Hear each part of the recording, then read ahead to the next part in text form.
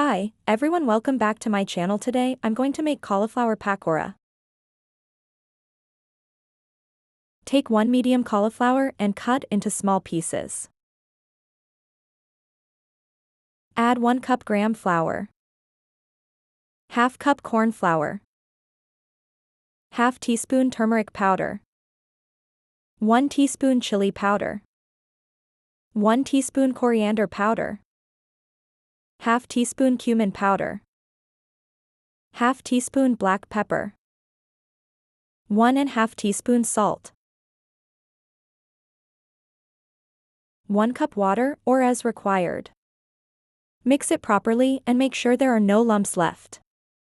Add some chopped green chilies and coriander leaves. Mix it and put aside.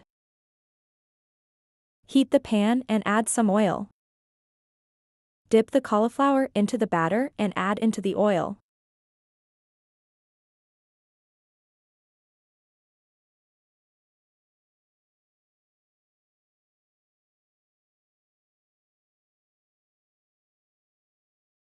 Fry it for 10 to 12 minutes or until it's crispy golden brown.